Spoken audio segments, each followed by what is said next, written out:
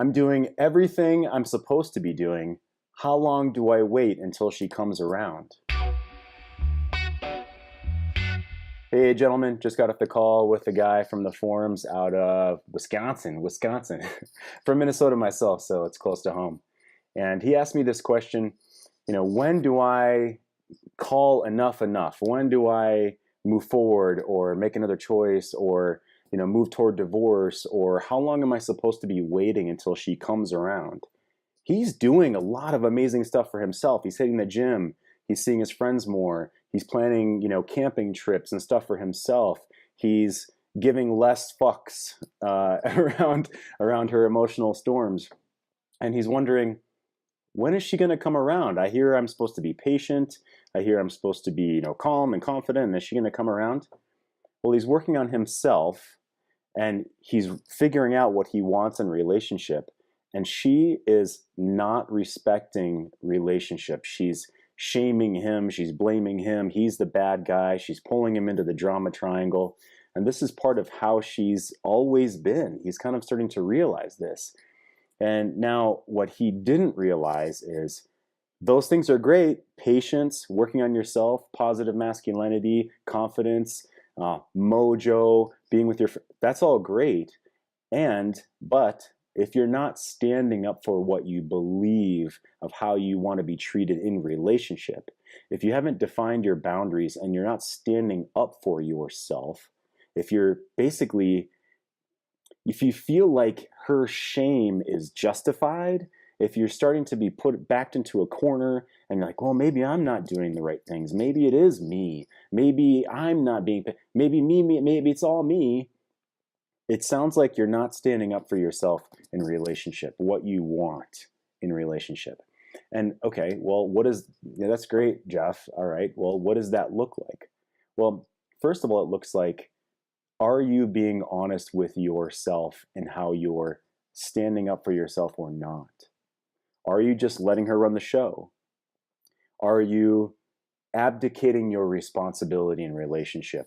Just kind of waiting until either she comes around or doesn't, waiting to see if she's going to get better, waiting to see if she's going to break it off or not, because you're afraid, because you have fear. We all do. We all did. I did 4 years ago.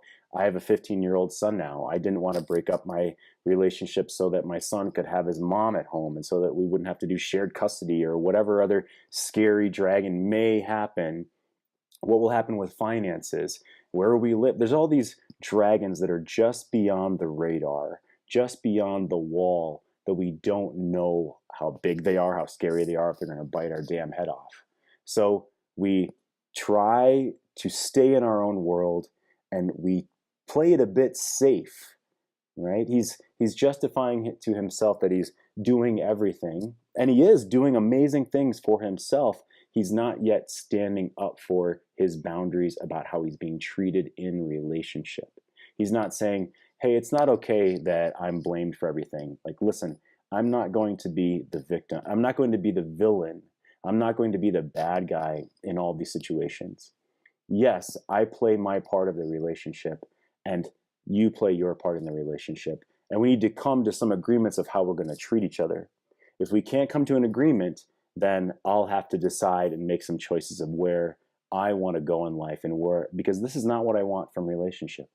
I'm not going to be shamed. I'm not going to be treated this way. Now, I understand where you're coming from and you're justified in feeling that way, but I'm not okay being told it's all my fault. That's one way to handle it. It depends on your situation, right? Reach out to me, post on the forum. This is going to be unique to you.